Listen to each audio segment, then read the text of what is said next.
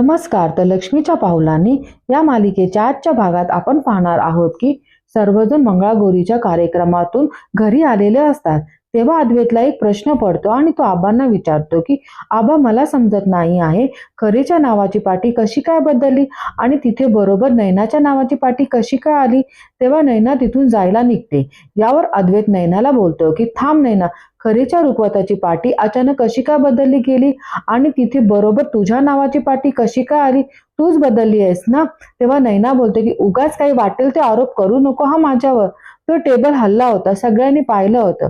ती सगळ्यांना प्रश्न करते, पाहिला होता ना, आणि बोलते की गडबडीत नावाची पाटी इकडे तिकडे होऊ शकते.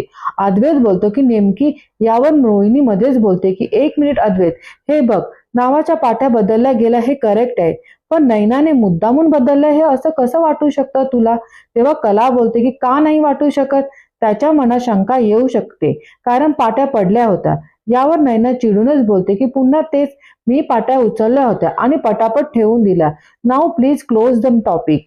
एक मिनिट, तुझी माझ्यावरती वाटेल ते आरोप करायची हिंमत कशी काय झाली. कला बोलते की वाद घालण्यात काहीही अर्थ नाही आहे. तेव्हा आबा बोलतात की जाऊ दे आता, मला पण प्रश्न पडला होता, हे अचानक कसं झालं, आपण डोळ्यांनी काय बघितलं नाही. तेव्हा नैनावरती थेट आरोप करणं पण चुकीचं आहे. जाऊ दे, झालं गेलं गंगेला मिळालं, आता या विषयावरती चर्चा नको. हे बघा, तुम्ही सगळे थकलेले आहेत, जाऊन झोपा, उद्याच्या स्पर्धेची तयारी करायची आहे. नवा दिवस नवा खेळ. तेव्हा अद्वैत आणि कला जातात. तेव्हा कला अद्वैतला बोलते की तू स्वतःला का त्रास करून घेतोय, सोडून देणार आहे. यावर अद्वैत बोलतो, असा कसा सोडून देऊ मी, तुझ्या रुखवतासमोरची पाटी बदलली गेली आणि तुझ्याच लक्षात नाही आलं. किती सुंदर रुखवत बनवलं होतं, केवढी मेहनत घेतली होती, एवढं मन लावून केलं होतं, सगळं किती क्रिएटिव्ह काम केलं होतं. मला खात्री आहे तू काहीतरी वेंधळेपणा केला असणार. तुझ्या या वेंधळेपणामुळे आपण हा राऊंड हरलोय. कला बोलते की हो, मी सुद्धा बघितलंय, रुखवतापाशी पाटी होती, तू पण होतास ना तिकडे, मग तू का नाही ठेवलं लक्ष. यावर अद्वैत बोलतो की प्रत्येक ठिकाणी मी नसणार आहे, तुला तुझं मॅनेज करावं लागणार आहे. कला बोलते की नसणार आहे म्हणजे जाणार कुठे आहेस. तेव्हा अद्वैत बोलतो, जाईन कुठेतरी. कला बोलते, असा कसा जाशील, बांधून ठेवीन मी तुला. अद्वैत बोलतो की मी सोडून घेईन स्वतःला. कला बोलते, मी कोंडीन ठेवीन तुला. अद्वैत बोलतो, मी दार तोडून पळून जाईन बाहेर. कला बोलते की अरे, असा कसा जातो, बघते ना मी तुला, कोंडून ठेवायच्या आधी हात पाय बांधून ठेवेल, मग कसा जाशील. अद्वैत बोलते की मग मी आरडाओरडा करेन.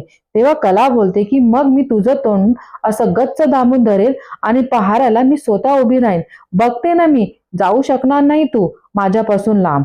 तेव्हा अद्वैत प्रेमानेच बोलते की जेव्हा 6 महिन्यांनी एकत्र राहण्याचा काळ संपेल तेव्हा तेव्हा काय करणार आहेस. तेव्हा कला एक सेकंद निशब्द होते आणि बोलते की नंतर बघू आपण, चल, आणि जायला निघते. तेव्हा अद्वैत तिचा हात पकडून बोलतो की उत्तर दे.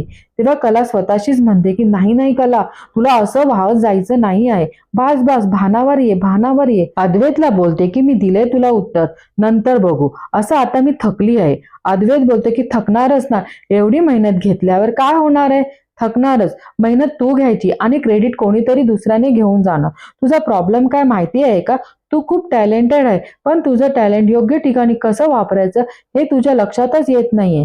कला बोलते की मला सगळं मान्य आहे चांदेकर, हे सगळे धडे तू मला नंतर देशील.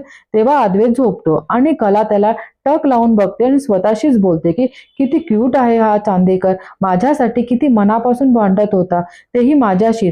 तुला नेहमी मी जिंकावं असं वाटत होतं, मी हरले की तू रुसतो, मी जिंकले की तू खुश होतं, हे सगळं मला खूप आवडतं चांदेकर.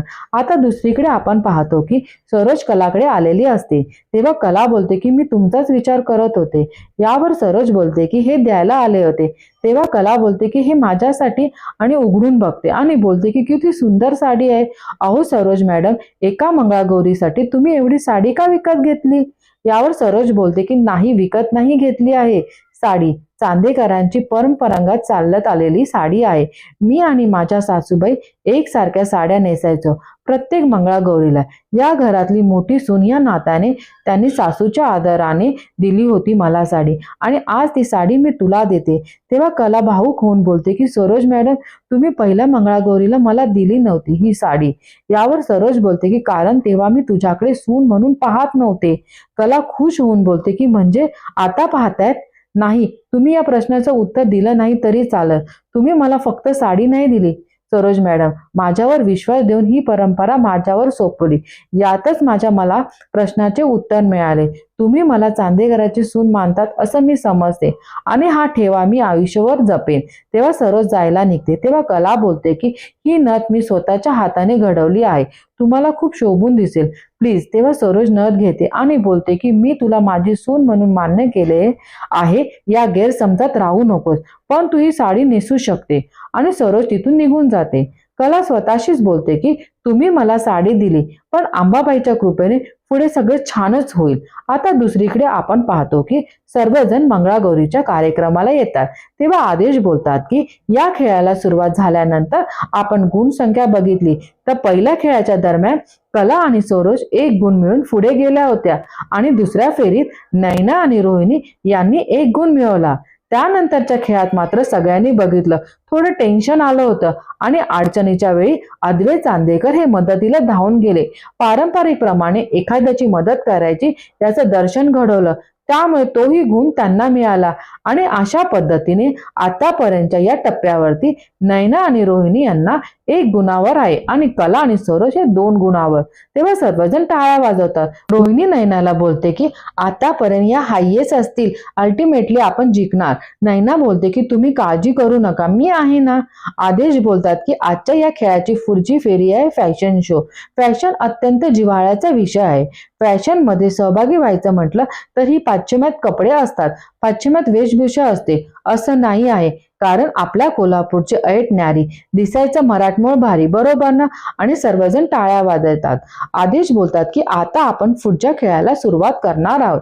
सगळ्यात महत्वाचं म्हणजे अगदी शेवटच्या क्षणी प्रश्न उत्तराचा खेळ रंगणार आहे. स्पर्धेसाठी तयार आहात तर प्रत्येकाने आपापली जागा घ्या. सर्वजण एक एक करून पोज देत असतात. तेव्हा कला आणि सरोज सुद्धा येते. तेव्हा अद्वैत कलाला पाहतच राहतो आणि त्या मस्त खांद्यावरती पदर घेऊन आदेशनं नमस्कार करतात आणि तिथून मागे वळतात. तेव्हा कला आपला हात पुढे करते आणि सरोजही तिचा हात पकडते आणि आजचा भाग इथे संपतो. धन्यवाद.